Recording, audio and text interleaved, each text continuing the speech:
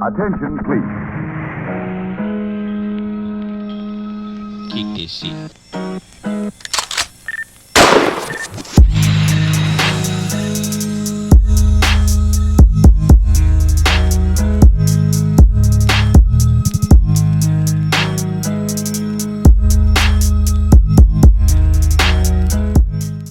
Salut les complotards, moi c'est Babar.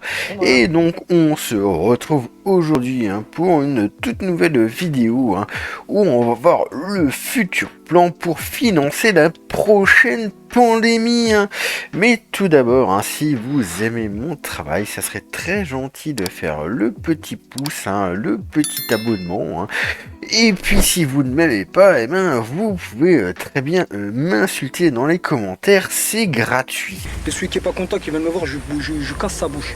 Donc, comme j'ai dit, aujourd'hui on se retrouve dans une nouvelle vidéo où on va voir comment est-ce qu'il compte financer la prochaine pandémie. Parce que souvenez-vous que quand il y a eu le Covid, il y a eu beaucoup de pays, notamment africains, qui ne voulaient pas vraiment de la vaccination et quelque part leur excuse c'était de dire nous on est pauvres, on peut pas s'acheter de vaccins et ça arrangeait un petit peu tout le monde, sauf évidemment tous ceux qui voulaient vacciner le monde en entier, d'accord? Et donc on a plusieurs articles, deux articles très intéressants du FMI concernant la vaccination qui sont faits de nos chers amis Ruchir Agarwal qui nous avait déjà fait ce superbe article comment faire fonctionner des taux d'intérêt négatifs. On avait vu cet article dans la vidéo justement sur les euros numériques. On l'a peut-être même vu dans les 3 vidéos des euros numériques, et on l'a vu dans plein d'autres vidéos où j'ai souvent parlé de cet article, où justement il nous disait qu'il faudrait l'une des possibilités pour franchir la limite inférieure de 0 serait de supprimer les espèces, mais ce n'est pas si simple. Et donc justement ce qu'il voulait faire, c'est que il voulait que justement il y ait 2 monnaies en circulation, donc on va dire les euros normaux et les euros numériques en défaveur des euros normaux. Une banque centrale diviserait la base monétaire en 2 monnaies locales distinctes, les espèces et la monnaie électronique. Cette dernière ne serait mise qu'électroniquement et serait rémunérée au taux d'intérêt directeur, qui serait négatif, tandis qu'il y aurait un taux de change entre le taux de conversion entre les espèces et la monnaie électronique. Ce taux de conversion serait un élément essentiel de la proposition. Lors de la fixation d'un taux d'intérêt négatif sur la monnaie électronique, la banque centrale laisserait le taux de conversion des espèces en monnaie électronique se déprécier au même rythme que le taux d'intérêt négatif sur cette monnaie. La valeur des espèces diminuerait donc par rapport à la monnaie électronique. Donc c'était justement pour comment est-ce qu'on pourrait mettre des taux d'intérêt négatifs aux gens sans que ils sortent leur cash des banques. Et donc c'était ça son idée, et que les commerçants afficheraient des prix distincts en monnaie électronique et en espèces. Et donc tout ça c'était les prémices des CBDC, des monnaies numériques de banque centrale. Et donc c'est lui qui nous avait fait ce superbe article. Et forcément quand on a des gens comme ça au FMI, comme par hasard, ce sont les mêmes qui vont nous faire des articles sur comment vacciner toute la planète, quel plan économique on va mettre en place pour la prochaine pandémie pour vacciner tout le monde. Et forcément, quand vous avez un salaud quelque part, il y a des salauds un peu partout, d'accord ? Et donc il nous a pondu ce superbe article, une proposition pour mettre fin à la pandémie de Covid-19. Alors c'est quand même dingue que des économistes ils se mettent en tête qu'ils vont arrêter la pandémie de Covid-19. Souvenez-vous, ça date comme du 21 mai 2021, d'accord ? Mais l'article suivant qu'on verra vraiment, il date d'un peu plus tard. Et donc, ils nous disent, bon nombre de pays ont redoublé d'efforts dans la lutte mondiale contre la pandémie, tout comme des institutions telles que l'OMS, la Banque mondiale, l'Alliance mondiale pour les vaccins et la vaccination et l'Union africaine, entre autres. Pourtant, plus d'un an après le début de la crise Covid-19, le nombre de nouveaux cas dans le monde est plus élevé que jamais. Il est urgent de stopper la hausse des pertes humaines et des tensions économiques. Oui, on va continuer à fermer toute l'économie mondiale, c'était génial. Et après, on se tape des pénuries et une inflation, et vous avez tous les tocards comme Tom Benoît, Philippe Erlin et compagnie qui vous disent « Oh là là, c'est la planche à billets qui a créé l'inflation. Non, non, non, le fait de fermer l'économie mondiale et de créer des pénuries, ça n'a surtout pas provoqué d'inflation. C'est la planche à billets, hein. Ça fait 20 ans qu'on fait de la planche à billets, ça n'a jamais fait d'inflation. Mais là, pouf, ça fait de l'inflation. Et non, non, non, c'est pas le Covid, c'est pas le fait d'avoir arrêté toute l'économie. » Bref, vous m'avez compris. Et donc, il nous dit, oh, comme le FMI nous en a averti, les reprises économiques divergent dangereusement, les disparités s'accroîtront entre les pays riches qui ont un accès généralisé aux vaccins, aux diagnostics et aux traitements, et les pays pauvres qui peinent encore à vacciner les travailleurs sanitaires de première ligne. Ouais, mais sauf que, ce qui est quand même marrant, c'est que ici on écrit au diagnostic et au traitement. Et je veux dire, pour moi, je pense qu'il est plus important d'avoir des structures qui peuvent prendre en charge les gens plutôt que de généraliser un vaccin dont on sait que finalement il n'était pas très efficace. Hein. Alors je sais qu'il y en a plein qui arrivent, oui, telle étude, blabla et blabla. Je suis désolé, mais ils sont arrivés, ils nous ont dit que genre le vaccin était à 98% efficace. Hein. Et puis l'efficacité a pas arrêté de baisser encore et encore et encore. D'un coup, c'était 92, puis 90, et puis ça a pas arrêté de baisser. Finalement, on a dit, ah, finalement, il marche pas contre la transmission. Il permet juste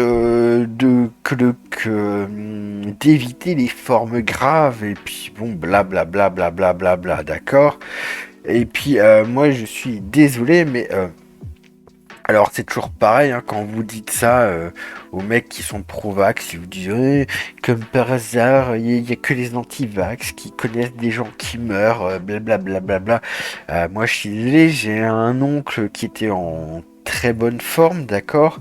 Il était architecte, un grand architecte, il avait 62 ans. Toutes les femmes qu'il a eues dans sa vie, c'était des obsédés des légumes, là. Elles ont pas arrêté de lui faire bouffer des légumes. Le mec, il fumait pas, il buvait pas, ou genre juste à Noël, enfin voilà, tu me comprends, ou genre un verre de vin de temps en temps à midi, mais bon, tu m'as compris. Il était pas gros, il était plutôt un peu sportif, et puis bah le mec... il a commencé à avoir mal au dos, hein. Il est allé chez le médecin, et puis chez le médecin, il a fait un infarctus, hein. Ils l'ont envoyé ensuite à l'hôpital, et pendant 3 semaines, ils n'ont pas arrêté de l'opérer du cœur encore et encore et encore, parce que dès qu'il débouchait un endroit, ça se rebouchait à un autre, et comme ça pendant 3 semaines, et il a fini par mourir. Ensuite... suite au vaccin, bah, ma grand-mère a fait une embolie pulmonaire. Elle a fait myocardite. Enfin voilà, bon, elle est toujours en vie, mais bon, elle est quand même allée 2 fois à l'hôpital. Alors même, on pourrait dire oui, mais c'est une grand-mère, blablabla. Ok, d'accord. Mais maintenant, j'ai aussi mon cousin qui a 30 ans. Alors lui, il a fait 2 Pfizer et un rappel Moderna. Qu'est-ce qui est arrivé? Eh ben, d'un coup, il était à une fête. J'ai oublié le nom, mais c'est une grosse fête de reggae. Hein. Bon, bien sûr, il était pas très net à cette fête. Hein, on va pas se mentir. Et puis, et quand il est rentré, il a commencé à se sentir mal. Et puis, bah, le mec, il a commencé à faire un infarctus le lendemain, hein, et ils l'ont envoyé à l'hôpital. Le mec, il était quand même 5 jours en soins intensifs. Et au bout d'un moment, il a quand même fait un petit arrêt cardiaque et compagnie. Finalement, il a eu myocardite et péricardite, d'accord? Et donc, ils ont commencé à lui donner, de la cortisone, d'accord? Des anti-inflammatoires et compagnie, ça marchait pas, donc ensuite ils ont commencé à lui donner des immunomodulateurs, parce qu'en plus quand d'un moment ils ont dit oui, on va arrêter la cortisone, et parce que ça allait un petit peu mieux, et finalement bah, il est reparti en couille, hein.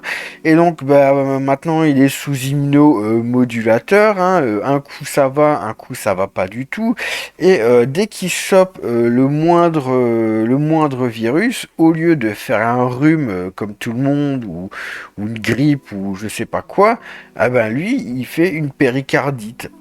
Voilà, donc ça montre bien que son système immunitaire est complètement parti en couille depuis qu'il a eu ce vaccin, d'accord? Donc, me dire oui, blablabla, voilà, et... je sais que sur Twitter, il y en a un qui m'a dit «Ah, le fameux cousin», et après, bon, il a quand même fait son mea culpa quand je lui ai montré une partie des messages entre mon cousin et moi. Et donc, le mec qui était médecin, il a quand même compris, en lisant les messages et les termes techniques, que finalement, c'était peut-être pas du fake. Et par contre, des gens qui ont refusé la vaccination, j'en connais des centaines. J'en connais aucun qui a fait péricardite ou myocardite suite au Covid, ou qui a fini aux urgences suite au Covid. Bon, certains, je ne dis pas certains, ils ont quand même morflé avec le Covid. Tout le monde, il y en a certains, ils ont vraiment morflé, mais pas au point d'aller non plus aux urgences, d'accord? Donc je ne nie pas la maladie ou les morts ou ceci ou cela, mais moi je parle de mon expérience à moi, d'accord? Bref, comme ça on est très clair. Donc il nous montre un petit peu, voilà, les disparités en matière de vaccination. Alors la Chine, en fait, je sais même pas si leur truc il est juste, parce que je suis désolé, mais la Chine, à mon avis, ils ont quand même vacciné, et la Russie aussi. La Russie avec leur propre vaccin. Alors, est-ce que dans leur étude, ils prennent que les trucs comme Pfizer, Moderna, et donc ils comptent pas la Chine et la Russie? C'est possible, hein. Après, ils disent chacun sait qu'il ne peut y avoir de fin durable à la crise économique sans qu'il soit mis un terme à la crise sanitaire. Qui dit politique pandémique dit donc politique économique. Ouais, je suis pas sûr de ça. Ce lien est essentiel pour la stabilité macroéconomique et financière mondiale. C'est donc une question fondamentale pour le FMI et les autres institutions économiques. Il est possible de mettre fin à la pandémie, mais il faut renforcer la coordination de l'action mondiale pour vacciner tout le monde. Et donc, le FMI propose de vacciner au moins 40% de la population de tous les pays d'ici la fin 2021, et au moins 60% de cette population d'ici la première moitié 2022. Surveiller les risques de dégradation et s'assurer contre ces derniers. Ouais, mais s'assurer, ça veut rien dire du tout. Assurer un dépistage et un traçage généralisé, maintenir des stocks suffisants de traitements et mettre en application des mesures de santé publique là où la couverture vaccinale est faible. Ça veut dire quoi là? Mettre en application des mesures de santé publique. Ça veut dire, à mon avis, hein, ça veut dire confinement et toutes ces joyeusetés, manger assis et pas debout. Ne pas faire de pique-nique sur la plage et toutes ces conneries, hein. Et en traitement, il parle quoi de Paxlovid, hein, ou sachant que le Paxlovid finalement c'était du ritonavir, hein, autrement appelé luponavir. Je sais pas si je retrouverai les screens de Twitter, mais je m'étais pris la tête avec des médecins à l'époque où justement ils parlaient de traitement et je leur ai dit ouais votre traitement c'est quoi? C'est le ritonavir, alors qu'en fait Pfizer disent eux-mêmes que ça marche pas. Et j'avais retrouvé l'étude où justement ils disaient que ça marchait pas. Et après ils ont appelé ça Paxlovid. Et maintenant ça marche apparemment, comme par hasard. Et donc par rapport à cette histoire sur Twitter, ouais, j'ai retrouvé les threads, les topics ou je sais pas comment dire. Ouais, bref, on s'en fout. Où c'était il y a assez longtemps, justement, je m'étais embrouillé avec le docteur Jérôme Guison de l'hôpital Pasteur, l'immunologiste de l'hôpital Pasteur de Colmar, et Chubbychef, qui est un de ses potes, qui, Noël 2021, je crois, il avait refusé l'accès à chez lui, à son frère et aux enfants de son frère, parce qu'en fait les enfants de son frère n'étaient pas vaccinés. Ça vous donne quand même un peu une idée. Et donc là, il cassait les couilles à un mec par rapport à l'ivermectine, et ils avaient mis une étude à la con là, et en fait cette étude, grosso modo, eh ben moi derrière j'ai défendu le mec en disant vous voyez, ouais, mais l'étude que tu es en train de monter, eh ben en fait elle est fausse parce que c'était de la publicité. Et donc, ce qu'il a pu répondre, c'est ah oui, vous, quand même, vous en êtes là. Et donc, je lui ai dit oui, l'étude est une fraude avérée et prouvée, et en plus, a été financée par l'industrie par l'industrie pharmaceutique. J'y peux rien si les faits ne vous plaisent pas. C'est quoi votre problème? Vous ne voulez pas soigner les gens, ou bien vous attendez les antiviraux de Pfizer. Et donc, je faisais déjà référence au Paxlovid, qui est du ritonavir avec je ne sais plus trop. Et donc il me dit, là, le Jérôme Guison, il arrive, c'est la même molécule que le Zeltamivir. Donnez-moi des infos s'il vous plaît. Donc là je lui disais, non, on parle pas du Tamiflu, parce qu'en fait c'est le nom de la molécule, enfin ça c'est le nom de la molécule, mais ça c'est le nom du médicament, mais du ritonavir. Donc en fait ritonavir et luponavir c'est la même chose. Il y avait justement une étude sur le luponavir et le Covid et ça n'avait pas marché. Mais ritonavir et luponavir c'est la même chose. Et il avait dit le rito c'est pas le booster qu'il y a dans le Kaletra, le truc qu'on a utilisé 2 semaines en mars 2020 et qu'on a vite arrêté vu l'inefficacité. Et hop, l'étagère avec blablabla. Lui il me dit oh vous m'avez l'air bien calé en pharmacie juste pour se foutre de ma gueule. Et justement, moi j'avais ensuite sorti l'étude. Hein. D'ailleurs, c'est marrant parce qu'ils écrivent oulala, le gouvernement US. On est quand même sur le site du NIH, hein, qui est grosso modo le ministère de la Santé américaine. Ah ben non, le gouvernement US n'approuve pas tout ce qui est dit sur le NIH. Lol. Et là donc justement c'était l'étude avec le PF, je sais pas trop ce que c'est, avec du ritonavir comparé au placebo. Et donc ça a donné le Paxlovid derrière, d'accord? Donc ça c'est l'étude, d'accord? C'est en fait l'étude, elle n'avait pas encore été faite, elle allait elle allait être faite là. C'était justement comment est-ce que ça va être fait, blablabla. Et je lui dis allez, comme je suis gentil, je lui montre le truc. Il dit toujours aussi maîtrisant. Il dit mon Dieu, c'est assez incroyable. Avez-vous compris que ce n'est pas le ritonavir qui a laissé dans ce protocole? Et donc là, je lui dis apparemment vous ne comprenez pas l'anglais. Voilà, traduction, description de l'étude, allez à section, bref résumé.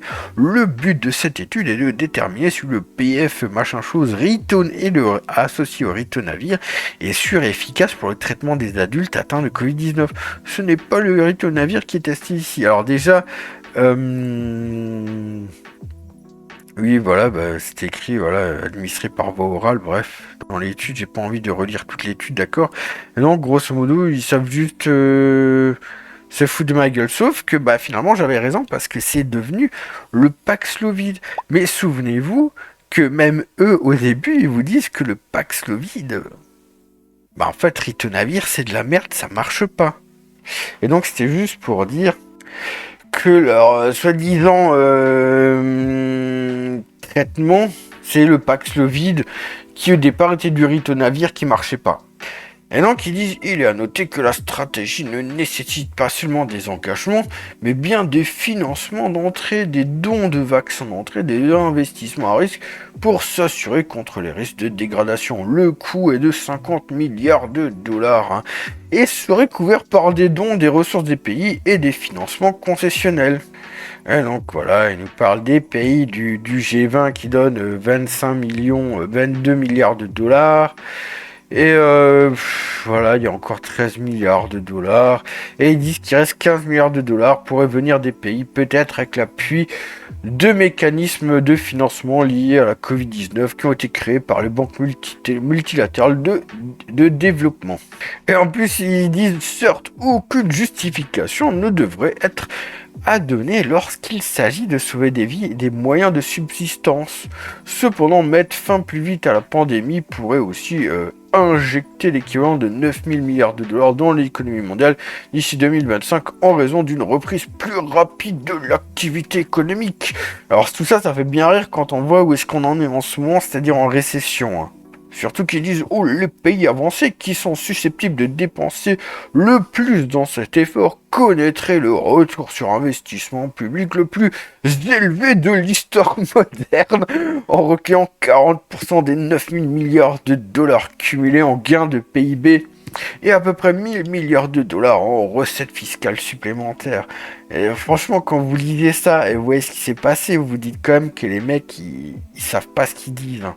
Et donc, réaliser les objectifs des vaccinations, accorder d'entrée des dons supplémentaires au COVAX à hauteur de moins 4 milliards de dollars. Cela permettrait de boucler les commandes et d'activer les capacités inutilisées de vaccination. Mais qu'est-ce que COVAX? Et un COVAX, grosso modo, voilà, Working for Global Equitable Access to Covid-19 vaccine. Hein. Je pense que vous n'avez pas besoin de plus que ça à comprendre, d'accord?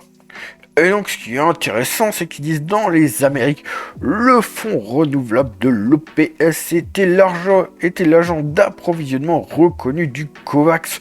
Son objectif était d'accélérer le développement et la fabrication de vaccins contre la Covid-19 et de garantir un accès juste et équitable à tous les pays du monde. Et qui c'est qui est derrière ça, le PAO, hein. Donc nous c'est Fonds renouvelable de l'OPS, mais c'est le PAO, Pan American Health Organization, hein, et qui finance en partie ça.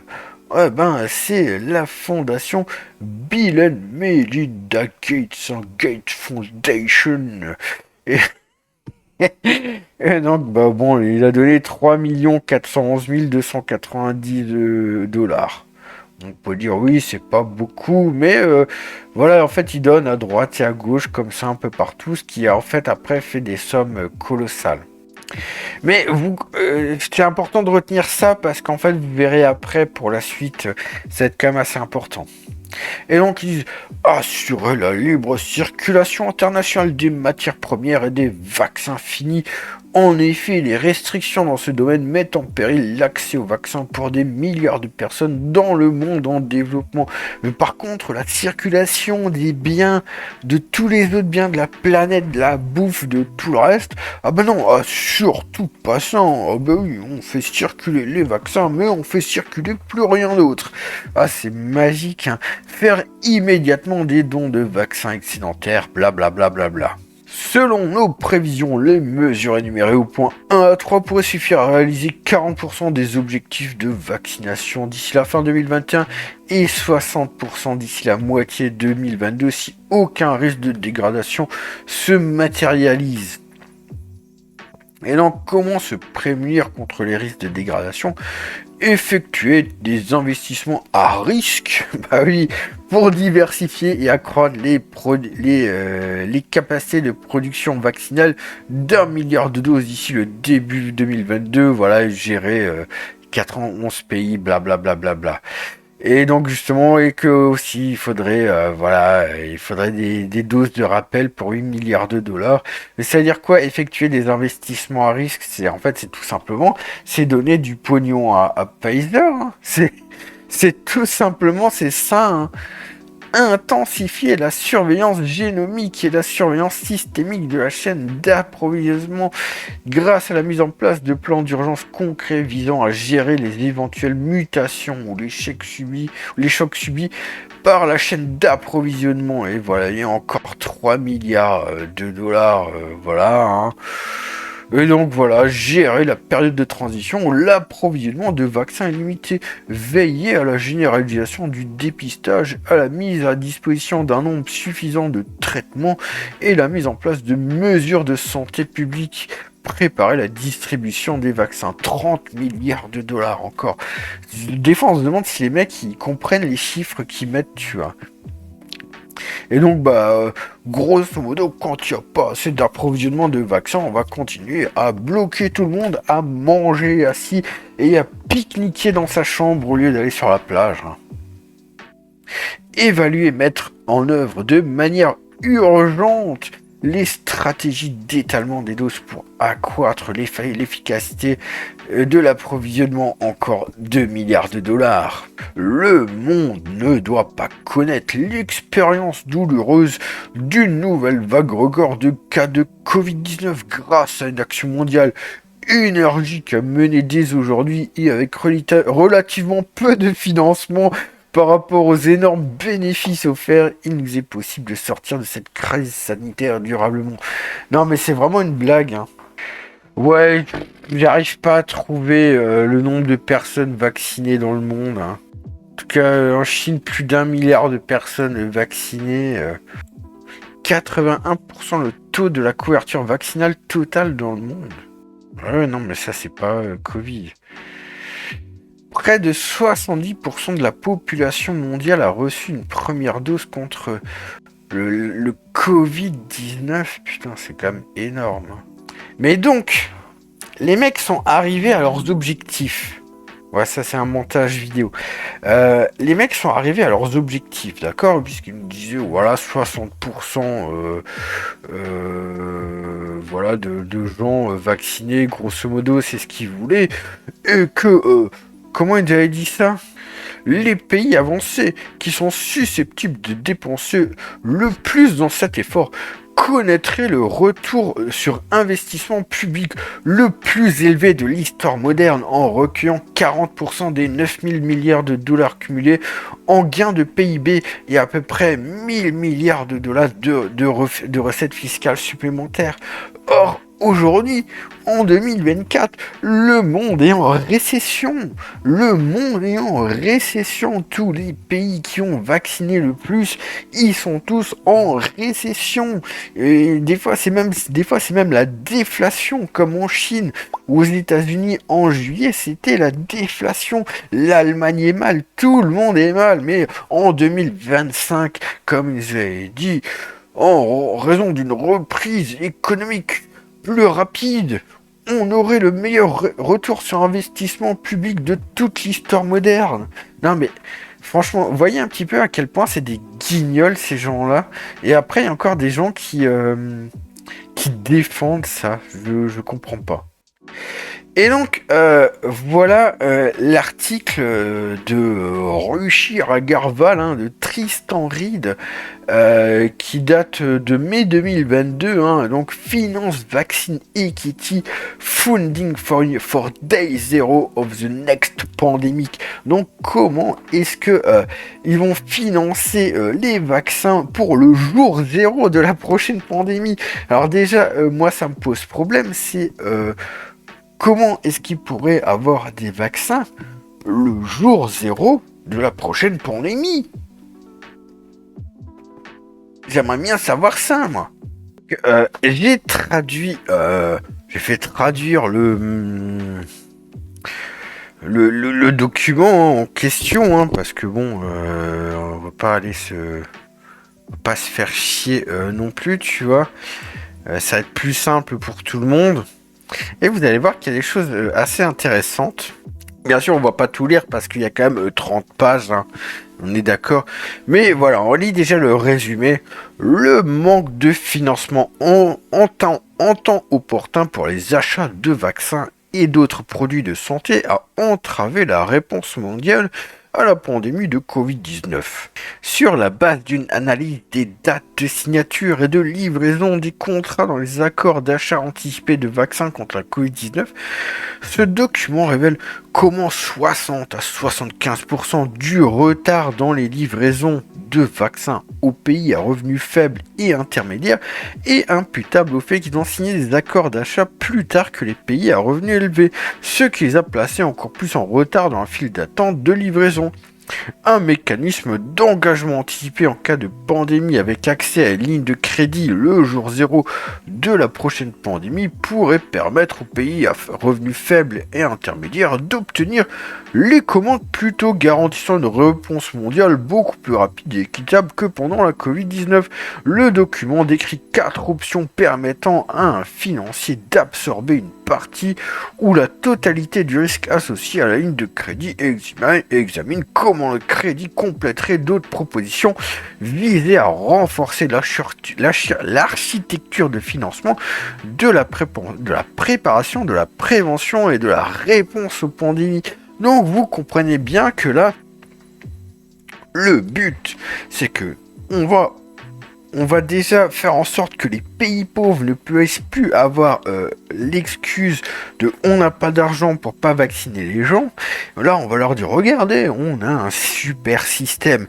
Et en plus, dans ce super système, ils vont se faire du fric sur la tête des pays pauvres. Mais c'est génial. Donc là, ils nous parlent blablabla du COVAX, ceci, blablabla. Tout ça, on s'en fout, c'est juste... C'est juste voilà pour nous dire ce qu'il nous a dit dans le résumé, que voilà, les pays à revenus élevés, ils ont eu beaucoup plus de vaccins que les pays pauvres parce qu'ils sont plus riches et c'est pas juste. Et donc, il nous dit quand même quelque chose d'intéressant.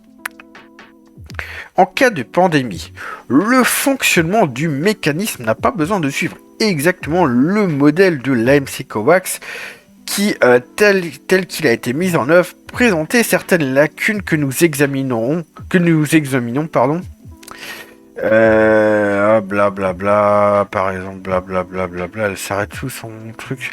L'idéal serait que le mécanisme soit doté d'une gestion indépendante pour s'assurer une réponse rapide et éviter les conflits d'intérêts qui pourraient survenir lorsque le mécanisme est en concurrence avec des pays individuels pour passer des commandes. La communauté internationale pourrait aujourd'hui fournir des liquidités au mécanisme qui seraient détenus dans des titres sûrs qui rapporteraient des intérêts et seraient prêts à faire face à la prochaine pandémie. Donc c'est bien ce qu'on a dit, hein, c'est qu'ils vont se faire du fric sur les pays pauvres et ils vont les obliger. Cependant, lever des fonds pour un événement futur est difficile, en particulier pour les gouvernants confrontés à des compromis et à des élections. Un financier pourrait surmonter ce défi en prenant un certain risque en fournissant une ligne de crédit au mécanisme sur laquelle il pourrait tirer des prêts dès le jour zéro. N'importe quel financier pourrait fournir cette ligne de crédit, par exemple une banque commerciale, un consortium de banques de développement, une fondation privée ou une agence mondiale de financement de la santé nouvellement créée. Le présent document ne prend pas position sur cet aspect organisationnel qui dépend de contraintes institutionnelles, politiques et juridiques. Au lieu de cela, nous exposons les principes généraux de gestion du risque associés à la ligne de crédit. La question, et ça c'est très important, est de savoir comment le financier peut gérer son exposition au risque de crédit lorsque la facilité emprunte un prêt sur la ligne de crédit pour acheter des produits de santé. Sur qui le financier peut-il compter pour rembourser le prêt? Il existe 4 options pour gérer le risque de crédit, soit séparément, soit en combinaison. Dans le cadre de l'option A, les donateurs, par exemple, les pays à revenus élevés et les fondations font une demande légale de remboursement.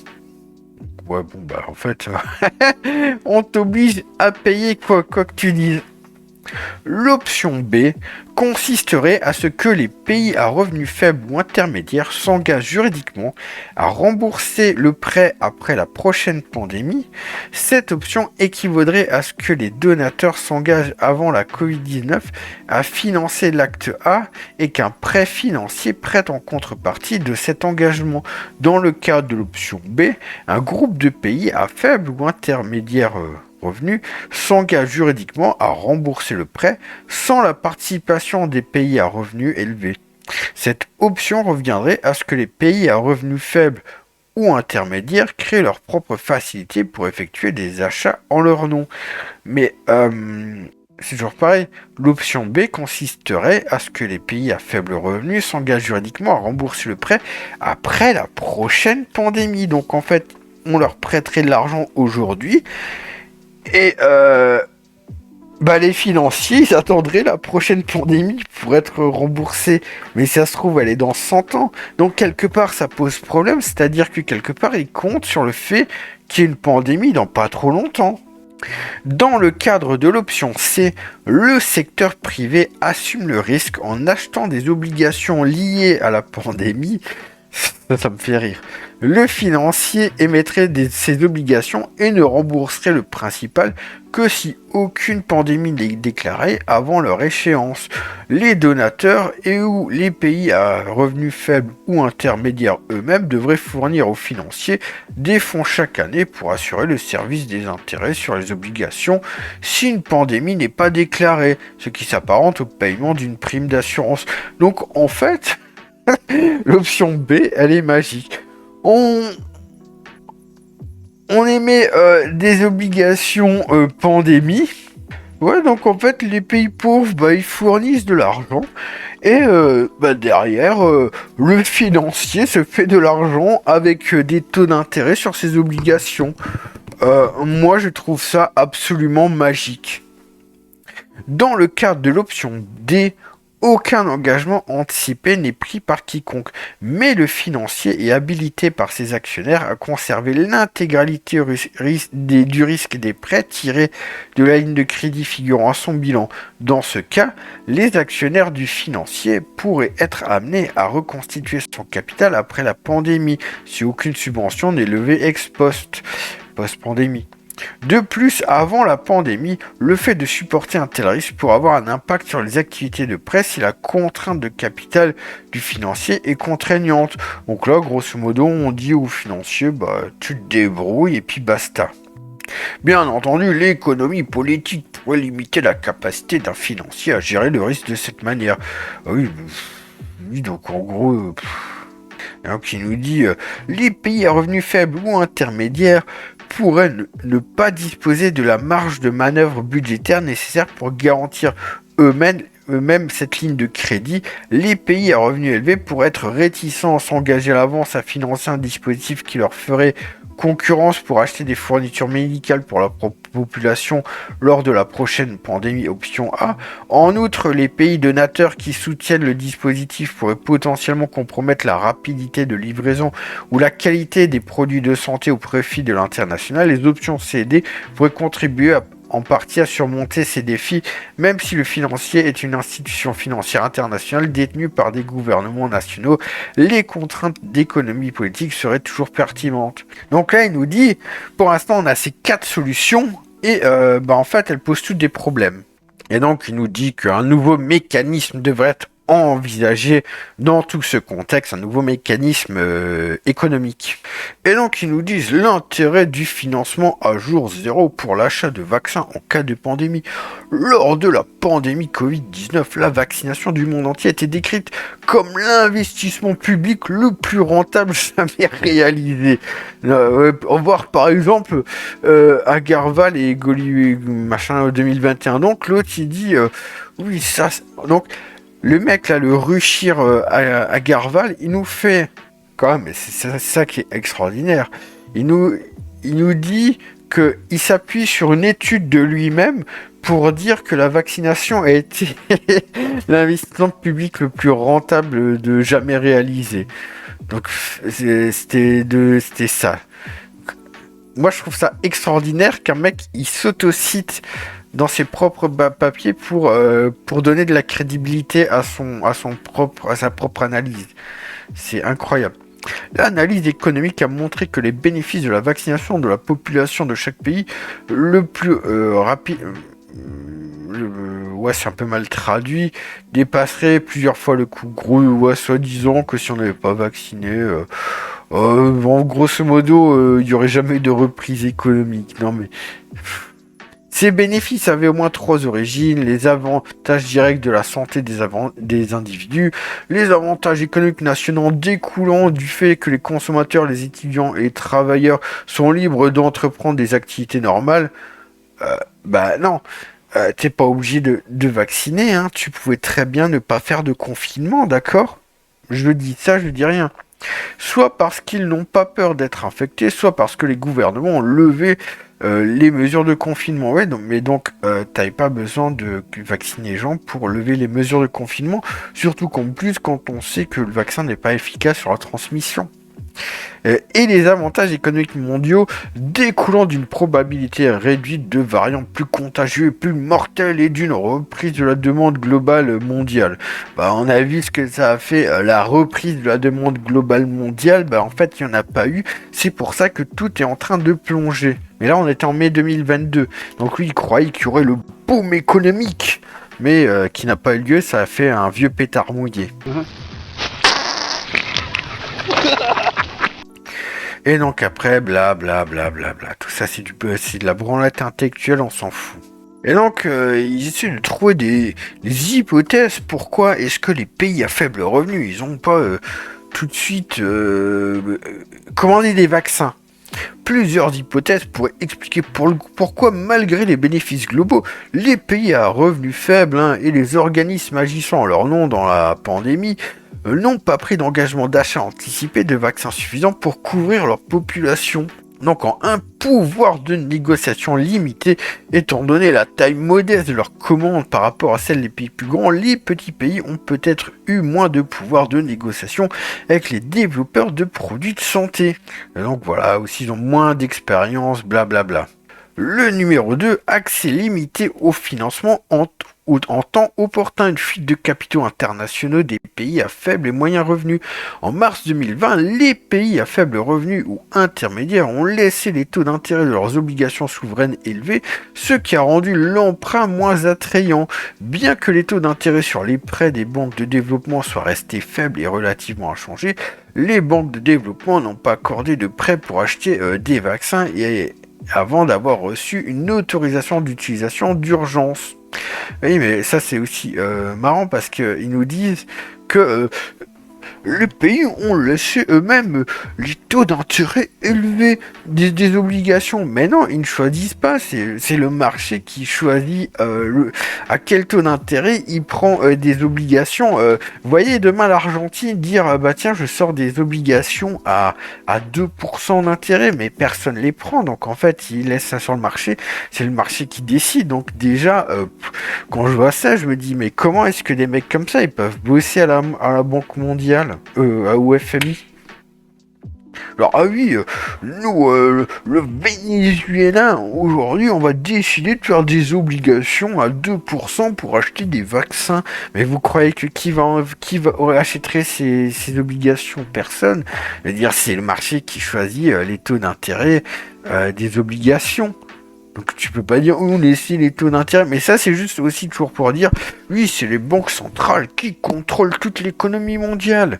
C'est toujours pareil, c'est toujours la même merde.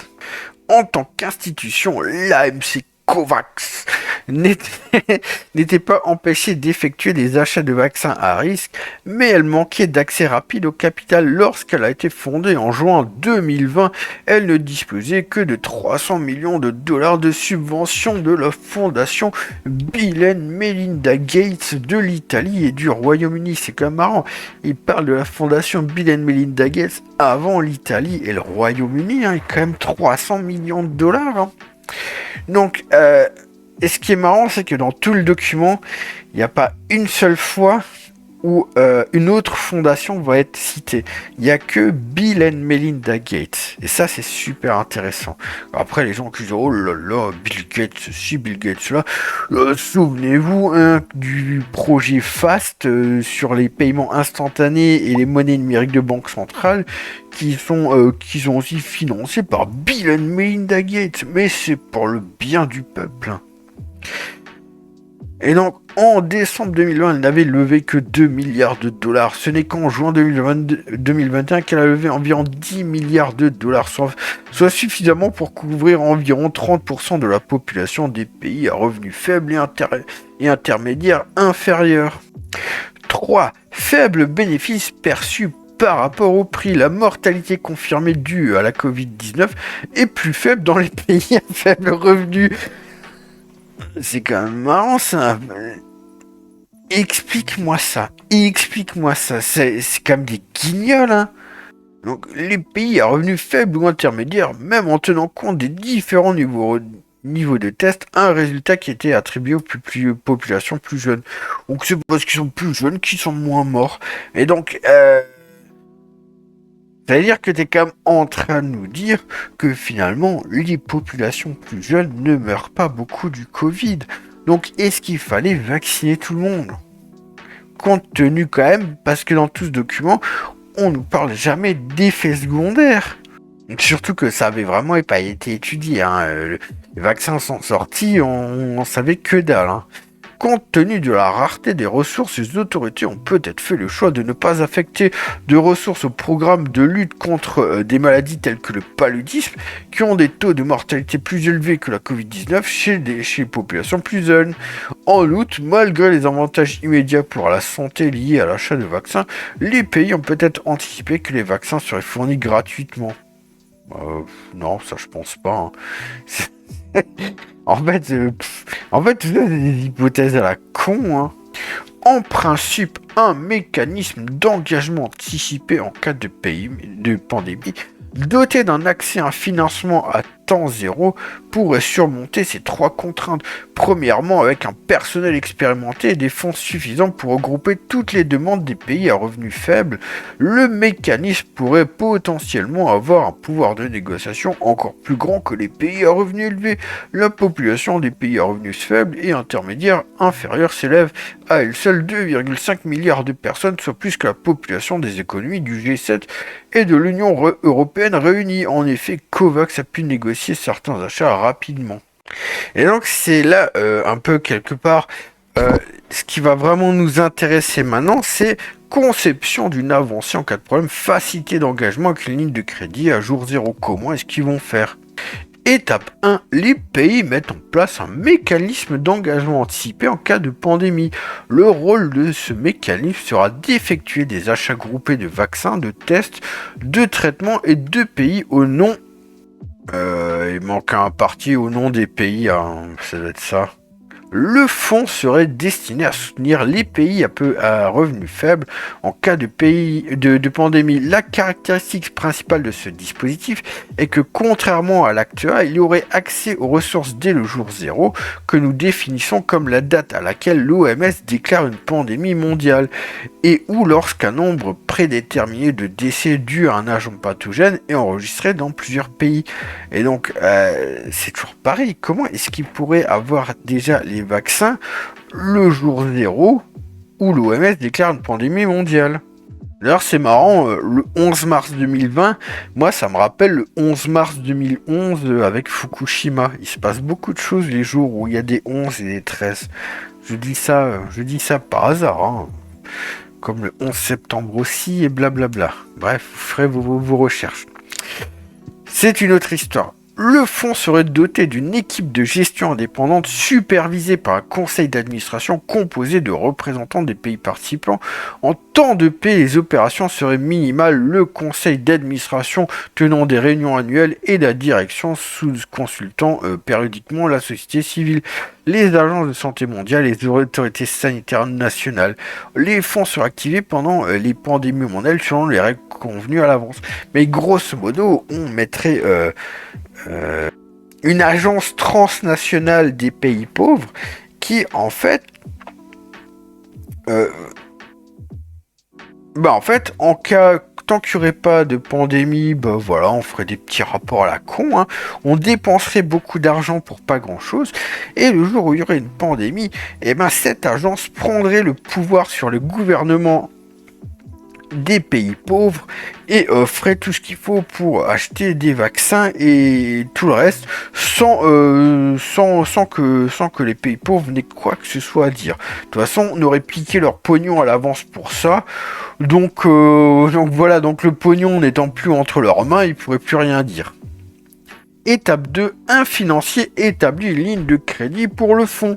N'importe quel financier peut fournir la ligne de crédit, par exemple une banque commerciale, un consortium de banques de développement, une fondation privée comme Bill and Melinda Gates, hein, je ne dis rien, je dis ça, je dis rien, ou une agence de financement de la santé mondiale nouvellement créée. La ligne de crédit pourrait être garantie par des engagements pris par les pays participants avant la prochaine pandémie. Étape 3, le dispositif répond aux pandémies dès le jour 0 en temps de guerre. Donc toujours en temps de paix, c'est quand il n'y a pas de pandémie, en temps de guerre, c'est quand il y a de pandémie. Le dispositif serait activé et sa direction peut puiser dans la ligne de crédit pour exécuter sa mission d'achat d'un portefeuille de produits de santé pour les pays à revenus faibles et intermédiaires. Les produits de santé gratuits ou subventionnés se sont ensuite attribués aux pays éligibles selon une règle convenue. La répartition des investissements entre les produits de santé serait déterminée en fonction de la nature de l'agent pathogène et guidée par un groupe d'experts indépendants. Par exemple, si le délai de développement d'un vaccin est plus long que pendant la Covid-19, un accès précoce aux tests et aux traitements serait utile. Mais c'est toujours pareil, c'est que vous avez cette agence, ce groupe d'experts indépendants qui va prendre des décisions pour les pays pauvres et qui va aussi utiliser leur pognon. C'est-à-dire cette agence va recevoir une ligne de crédit, va recevoir de l'argent créé à partir de rien puisque c'est un crédit, et avec cet argent, c'est eux qui vont décider comment le dépenser pour les pays pauvres, et ensuite on va demander aux pays pauvres de rembourser. Incroyable, hein. Une option facultative pourrait être que les pays à revenus faibles aient la possibilité d'acheter directement auprès du mécanisme au prix coûtant, à l'instar du mécanisme de participation autofinancé SFP COVAX. Les fonds provenant de ces ventes seraient utilisés pour rembourser les prêts consentis par la ligne de crédit. Et donc maintenant, ce qui va être super intéressant, c'est la gestion du risque de ce crédit. Comment est-ce qu'il va être remboursé par les pays pauvres? C'est ça qui va être super intéressant. Option A, les pays donateurs assument le risque en s'engageant juridiquement à assumer la responsabilité de la ligne de crédit. Même si les donateurs s'engagent à l'avance à assumer la responsabilité du crédit, ils risquent de ne pas respecter cet engagement. Pour surmonter ce problème, les donateurs peuvent rendre leurs engagements juridiquement contraignants, citant par exemple les engagements irrévocables à long terme des donateurs envers Gavi, un partenariat public-privé qui soutient les campagnes de vaccination de routine. La Facilité internationale de financement pour la vaccination émet des obligations vaccinales aux acteurs du marché garanties par ces engagements. L'argent levé par ces obligations fournit à Gavi des fonds en amont pour acheter des vaccins, tandis que ces engagements servent à rembourser le principal et les intérêts au fil du temps. Le risque de défaut sur ces obligations est comparable au risque de défaut des pays donateurs sur leurs propres obligations souveraines, qui est assez faible dans le cas de l'IFIM, car les donateurs sont des pays à revenus élevés et à revenus intermédiaires de la tranche supérieure. En conséquence, les paiements d'intérêts sont faibles. Dans le cas de l'option A, le financier se trouverait dans une position similaire à celle d'un acheteur d'une obligation vaccinale de l'IFIM, bien que dans ce cas, les paiements des donateurs seraient subordonnés à la survenue d'une pandémie mondiale plutôt que certains, comme dans le cas du soutien aux campagnes de vaccination de routine. L'un des avantages de cette option est qu'en raison du faible risque de défaut de paiement des pays donateurs, le financier pourrait détenir un montant minimal de capital sur cette ligne de crédit pour atténuer le risque. Mais donc là, les pays donateurs, c'est forcément des pays riches, d'accord ? Grosso modo, ce serait nous, par exemple, la France, qui ferait des obligations vaccinales pour ensuite qu'il y ait un fonds pour la vaccination mondiale des pays pauvres. Ok. Et bon, ça va encore nous faire de l'argent dépensé à la con, puisqu'il faudra payer des taux d'intérêt tous les ans. Donc, moi je suis désolé, mais alors là, l'option A, on se fait couillonner, hein. Nous, la France, entre l'Union Européenne, l'argent donné à l'Ukraine et compagnie, maintenant, en plus, on devrait donner dans un fonds pour vacciner les pays pauvres, et pour ça, on devrait émettre de la dette vaccinale, où on payerait encore un taux d'intérêt dessus. C'est magnifique, tant qu'il n'y aurait pas de pandémie, on payerait un taux d'intérêt dessus. C'est incroyable. Je ne sais même pas comment les mecs ils peuvent penser à des conneries pareilles. Option B. Les pays à revenus faibles et intermédiaires assument le risque par le biais de garanties conjointes. Dans le cas de cette option, le crédit serait structuré comme un crédit destiné à un groupe de pays à faible revenu, supervisant la facilité. Les pays participants garantiraient eux-mêmes conjointement le risque avec une gestion claire des risques. Les règles de partage des fonds propres seraient connues à l'avance. L'option B peut exiger que le financier détienne davantage de capital en garantie de la ligne de crédit que l'option A si le risque de défaut souverain des pays participants est jugé plus élevé que celui des donateurs dans le cas de l'option A. Les fonds renouvelables de l'Organisation panaméricaine de la santé OPS qu'on a vu avant est un exemple de mécanisme national de financement. Les pays participants mettent en commun leurs ressources pour acheter des vaccins en gros. Par le passé, lorsque les pays étaient confrontés à un besoin soudain et excédentaire de certains vaccins, le fonds était en mesure d'augmenter les achats en reprogrammant les fonds existants, en coordonnant ses membres pour obtenir des ressources supplémentaires. Blabla. En principe, un financier pourrait également prêter au fonds si les membres s'engageaient à rembourser le prêt. Le fonds d'acquisition de vaccins pour l'Afrique, créé par l'Union africaine, est un autre exemple d'initiative régionale d'achat de vaccins qui a obtenu un crédit de la Banque africaine d'import-export pour acheter des vaccins Covid. L'option B présente l'inconvénient par rapport à l'option A de limiter la marge de manœuvre budgétaire des pays à faible revenu pour garantir le risque de pandémie par rapport aux donateurs ou au secteur privé. On est un petit peu d'accord, qui c'est qui va vouloir prêter à des pays pauvres, même s'ils se regroupent je veux dire, si t'es une banque et que est-ce que tu vas prêter de l'argent à un clochard ? Non, parce qu'il risque de faire défaut sur son prêt. Est-ce que maintenant tu vas prendre le risque de prêter une somme encore plus grande à 10 clochards ? Non, parce que tous ils peuvent faire autant défaut sur leur dette. Donc l'option B, je pense il l'a mis, mais comme il dit, voilà. On peut pas garantir vraiment le risque du crédit. Ou alors, on va leur accorder des prêts beaucoup plus faibles. Option C, le secteur privé assume le risque par le biais d'obligations liées à la pandémie et est rémunéré pour ce risque par les contributions annuelles des donateurs ou des pays.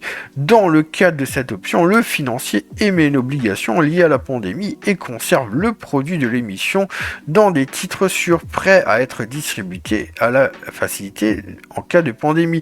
Le financier ne remboursera le principal que si aucune pandémie n'est déclarée avant son échéance. Cette option revient à souscrire à une assurance contre la pandémie au nom des pays à revenus faibles et intermédiaires.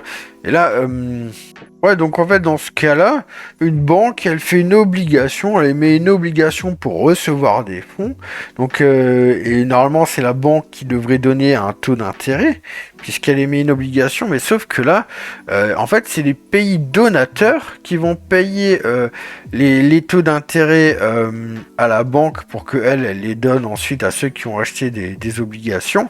Et la banque va garder tout l'argent de la pandémie qu'elle libérera en cas de pandémie. Et si jamais à l'échéance, je sais pas, il y a une maturité de 5 ans d'obligation, la banque en fait elle remboursera toutes les obligations, mais ça lui aura rien coûté puisqu'en fait tous les taux d'intérêt auront été payés par les donateurs. Et donc, il nous dit, contrairement aux options A et B, cette option exigerait que les donateurs et ou les pays à revenus faibles et intermédiaires s'engagent à effectuer des paiements annuels aux financiers pour couvrir les paiements d'intérêts excédentaires sur l'obligation vaccinale. C'est exactement ce que je vous ai dit. Pour minimiser le risque pour le financier, les donateurs ou les pays pourraient s'engager juridiquement contraignant à effectuer les paiements d'intérêts annuels jusqu'à l'échéance de l'obligation pandémique. Du point de vue des coûts, la faisabilité de cette option dépend de la volonté du marché de vendre suffisamment d'assurances pandémiques. Étant donné que les acteurs du marché sont également susceptibles d'être touchés par un choc négatif pendant les pandémies, ils peuvent facturer une prime pour une telle assurance. Le mécanisme pilote de financement d'urgence en cas de pandémie de la Banque mondiale, qui a fonctionné de 2017 à 2020, a émis des obligations liées à la pandémie dont les paiements d'intérêts étaient couverts par les donateurs, fournit une référence. Son obligation de classe A été structurée de telle sorte que les trans blablabla. Bref, la structure de prix d'une obligation conçue pour couvrir les risques d'une pandémie est directement corrélée à la gravité de l'épidémie qui déclenche l'appel de l'obligation. Mais bon, c'est toujours pareil. Option A, c'est nous, la France, qui sommes couillonnés, et les autres pays occidentaux. Option B, en fait, il faut grosso modo faire confiance aux pays à faible revenu de ne pas faire défaut, ce qui est pas top. Et option C, c'est de donner tout ça aux banques et de faire en sorte que, en fait, quelque part, les banques, en fait, il y a des... Parce qu'en fait, la banque, forcément, elle prendrait un pourcentage pour faire ce boulot-là. Donc, t'engraisses la banque et t'engraisses tous ceux qui achèteraient ces obligations. Et c'est toujours pareil, si ces obligations, les taux d'intérêt sont payés par des pays, des donateurs, donc des pays riches comme la France, eh ben, les gens sauteraient sur ces obligations. Seul problème, c'est que nous, on serait couillonnés parce qu'on paierait des taux d'intérêt pour d'autres pays, sur une dette qui nous appartient même pas. Et si jamais c'est pas les grands pays donateurs qui payent les taux d'intérêt, mais c'est les pays à faible ou faible revenu ou intermédiaire, d'un coup les taux d'intérêt de ces obligations exploseraient, donc ça serait plus rémunérateur. Mais par contre, est-ce que ces pays seraient en capacité de payer ces taux d'intérêt? C'est toujours pareil, ils pourraient faire défaut. Donc en fait, option A, option B, option C, pour l'instant, c'est que de la merde. Et donc maintenant on a l'option D, le financier, ses actionnaires conservent tous les risques. Dans le cadre de cette option, aucun engagement préalable n'est pris par les donateurs ou les pays, mais le financier est habilité par ses actionnaires à conserver l'intégralité du risque du crédit dans son bilan. Un cas intéressant est celui dans lequel le financier est une banque multilatérale de développement dont les actionnaires sont des pays. Les actionnaires peuvent préférer l'option D aux options A, B et C s'ils ne sont pas en mesure de prendre des engagements crédibles à l'avance en raison de contraintes politiques ou juridiques. Cette option résout le problème du financement à jour zéro pour la facilité, mais laisse la banque de développement et en fin de compte ses actionnaires seuls responsables de la ligne de crédit. Après la pandémie, la banque pourrait exiger une augmentation de capital pour couvrir toute perte potentielle sur la ligne de crédit, même si les règles opérationnelles actuelles des banques de développement ne permettent pas de conserver un risque de cette manière. Cette option sert de référence utile pour évaluer les avantages et les inconvénients des options A, B. C'est l'inconvénient de l'option D et que la banque devrait provisionner à l'avance les pertes attendues, ce qui, si la banque est confrontée à une contrainte de capital contraignante, pourrait réduire ses ressources disponibles pour prêter à d'autres fins, par exemple l'atténuation et l'adaptation au changement climatique, l'éducation, le renforcement des systèmes de santé, blablabla. Et donc, aussi, parle justement de la gestion du risque. Gestion du risque juridique pour le financier. Un financier peut ne pas souhaiter financer l'achat de vaccins avant l'approbation d'une autorité réglementaire stricte afin d'éviter d'être tenu responsable de la livraison de vaccins inefficaces ou dangereux. Pour éviter cette responsabilité, le financier pourrait financer l'acquisition de produits de santé par le biais d'accords d'achat anticipés avec certains fournisseurs préapprouvés. Donc, ça veut dire quoi? Ça veut dire que, comme les vaccins Pfizer, on va dire qu'ils sont pré-approuvés avant d'avoir des tests. Enfin, ça semble quand même vachement dangereux. En fait, c'est ça, c'est... on aurait une liste, et donc le financier, bah en fait, il accepte de déjà créer ce crédit de côté avant que justement le vaccin soit soi-disant comme sûr, mais seulement en fonction d'une liste de fabricants qui seraient préapprouvés. Enfin là, moi je suis désolé, mais alors là c'est vraiment la ligne droite pour Pfizer et compagnie de faire vraiment ce qu'ils veulent. Hein. C'est vraiment, ils font ce qu'ils veulent au prix qu'ils veulent. Gestion indépendante avec surveillance collective, les pays participants devraient idéalement déléguer les opérations de la facilité pendant une pandémie à une équipe de gestion indépendante, afin d'éviter le retard dans les actions et d'éviter les conflits d'intérêts qui pourraient survenir si la facilité est en concurrence avec des pays individuels lors de la passation des commandes. Les règles de fonctionnement de la gestion devraient cependant être régies par un conseil d'administration composé de représentants des pays à revenus faibles et intermédiaires qui seraient les bénéficiaires directs et les donateurs dans le cas où ils contribueraient au fonds et du financier. Mais bon, grosso modo, c'est pareil. On enlève la souveraineté du pays en question sur la santé. Et c'est cette équipe de gestion indépendante, c'est sûr, ça sera indépendant, on vous le dit, il n'y aura aucun conflit d'intérêts, et ben c'est eux qui prendront la souveraineté du pays pour gérer la pandémie et l'argent du pays pour la pandémie. Portée de transactions obligatoires. Le mécanisme serait principalement chargé de s'engager à acheter des vaccins, des tests, des traitements et des EPI pour le compte des pays à revenus faibles et intermédiaires. La répartition entre les pays est encadrée par le groupe d'experts indépendants. Au-delà des accords d'achat anticipés, le mécanisme pourrait également investir dans la recherche, le développement et l'augmentation des capacités de production dans le domaine de la santé. Donc en fait, quand on lit ça, on se rend compte que déjà va y avoir une grosse couillonnade au niveau du financement, parce que au final il y a quelqu'un qui va payer tous les ans dans toutes leurs options A, B, C et D. Il y a quelqu'un qui va devoir payer des taux d'intérêt tous les ans sur des sortes d'obligations pandémiques, d'accord ? Une assurance pandémique. Tout le monde va payer une prime d'assurance pandémique. D'accord ? Donc, il y a des gens déjà qui vont se gaver d'argent comme ça. Et puis, quand va y avoir cette pandémie, eh ben en fait, on va avoir une liste de fabricants de matériel de santé, de vaccins et de traitements qui vont être préapprouvés. Hein. Donc toi c'est oui, toi c'est non, en fonction de la mallette de billets qui aurait été donnée avant en lobbying. Hein. On voit déjà que les labos pharmaceutiques, eux, ils vont être tout contents, hein. Ils vont pouvoir faire les prix qu'ils veulent, ils vont pouvoir gagner des milliards. Hein. Et puis derrière, c'est justement une équipe d'experts indépendants. Jamais personne dans cette équipe n'aura travaillé à Pfizer avant ou à Moderna. Ah oui.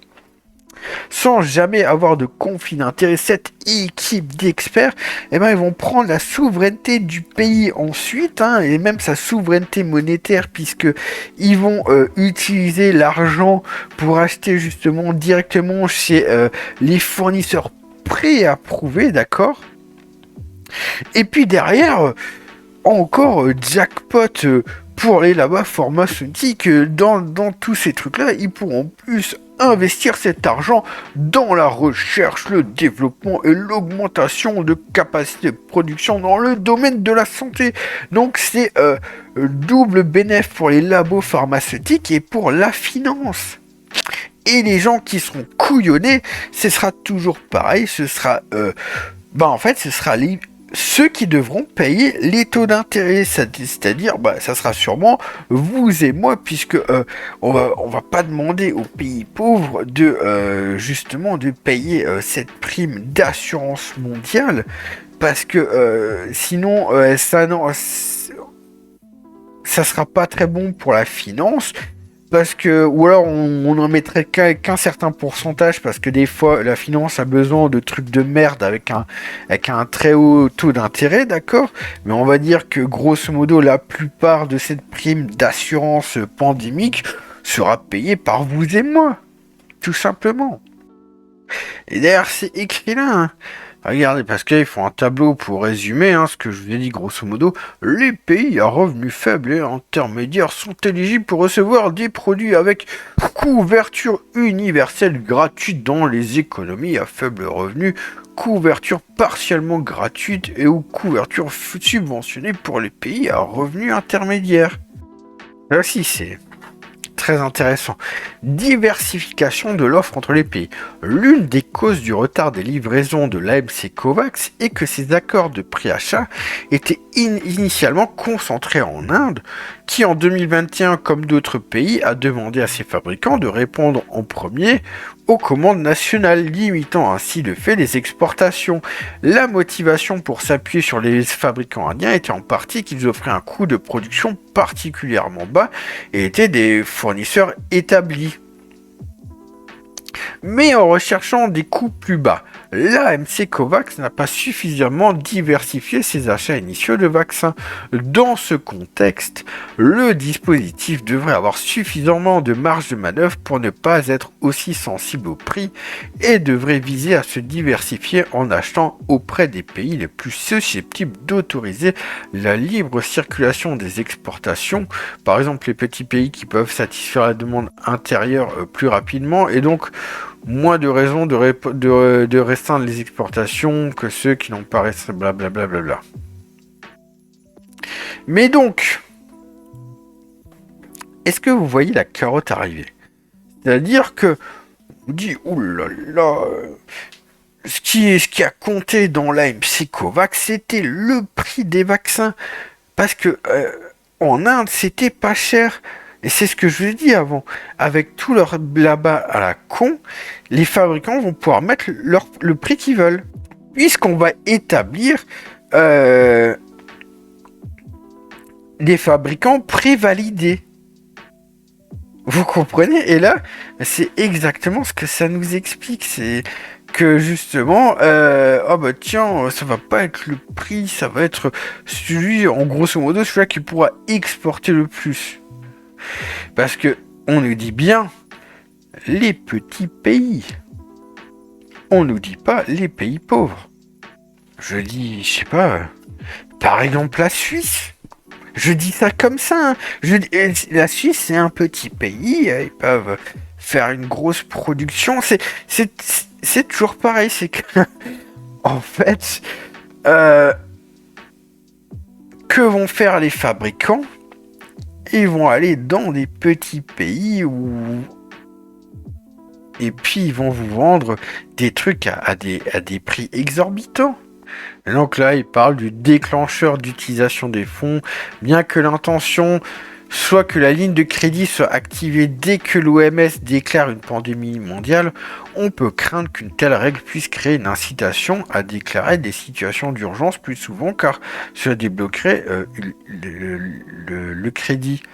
Mais l'OMS, c'est pas censé être indépendant et puis surtout avec aucun conflit d'intérêt. Ah bah oui, mais non, bah forcément. Donc pourquoi est-ce que d'un coup il s'imagine ce problème-là alors que soi-disant l'OMS est indépendant et n'a aucun conflit d'intérêt, hein. Une approche pour se prémunir contre un tel risque moral, s'il existe effectivement, consisterait à établir un déclencheur objectif, par exemple basé sur un nombre de décès convenu au préalable dans plusieurs pays. C'est l'approche adoptée par le PEF 18. Le dispositif devrait également établir un déclenchement pour désactiver cette ligne de crédit lorsque la phase aiguë de la pandémie est terminée. Mais après, c'est toujours pareil. Est-ce que un mec qui s'est suicidé, et puis on va lui mettre un test, et le test va dire, ouh là là, lui il était malade, même s'il a sauté d'un pont, il est mort parce qu'il était malade. Je dis ça, je dis rien, c'est toujours ça. Alors, en fait, tout ça, ça peut être complètement biaisé d'une manière ou d'une autre. Et donc il nous dit voilà que voilà il faudrait faire plus de recherches par rapport à ça. Et donc après voilà sa conclusion c'est voilà blablabla il faut être un peu innovant et blablabla. Il y a pas de grandes choses à dire. Mais pour bien recentrer la conclusion de toute cette vidéo, je vais répéter un petit peu ce que j'ai dit plus haut. Tout d'abord, on va faire une sorte, avec des obligations et machin chose, à la limite vous n'avez pas besoin de comprendre tout ça, mais on va créer une ligne de crédit quelque part qui va être l'assurance pandémique, d'accord, qui sera sous forme d'obligation. Après, à qui on va porter le risque, en fait, sûrement ça sera l'option où ça sera un financier qui portera le risque. Et cette obligation, il faudra payer des taux d'intérêt, mais ces taux d'intérêt, c'est vous et moi qui allons le payer comme une risque de prime d'assurance, en fait, tout simplement. C'est que on va créer grosso modo une assurance pandémique mondiale pour les pays à faible revenu, et c'est nous qui allons payer tous les ans, grosso modo, la cotisation à cette assurance, nous les pays riches, et enfin vous et moi là, les pays donateurs, blablabla, c'est nous qui allons tout payer. Et bien sûr, tout ce système passera aussi au travers de fondations comme la fondation Bill and Melinda Gates. Mais vous verrez dans ce document, quand il nous parle des donateurs, il nous parle toujours des pays donateurs. Parce que je serais quand même très surpris qu'on demande à Bill and Melinda Gates de payer ses taux d'intérêt. Moi, je vous le dis tout de suite, ceux qui vont payer ces taux d'intérêt tous les ans, c'est vous et moi, hein, tout simplement, au travers de notre gouvernement qui va donner de l'argent comme il en donne à l'Union Européenne ou à l'Ukraine. Là, il donnera de l'argent pour payer les taux d'intérêt tous les ans de l'assurance pandémique. Et puis, derrière, cet argent, il sera déclenché et donné à des fournisseurs prévalidés, hein, comme Pfizer. Donc on va déjà choisir qui aura le droit à cet argent pour pouvoir vendre des vaccins. Et en plus, comme on t'a dit, justement, le prix ne sera plus un problème. On va plus se focaliser pour acheter le moins cher. On va surtout acheter le plus disponible. Et donc, même dans des petits pays comme par exemple la Suisse. Et donc, on va payer une blinde à des labos pharmaceutiques prévalidés, hein, donc ils vont pouvoir faire les prix qu'ils veulent à partir du moment où ils pourront faire la production nécessaire, d'accord.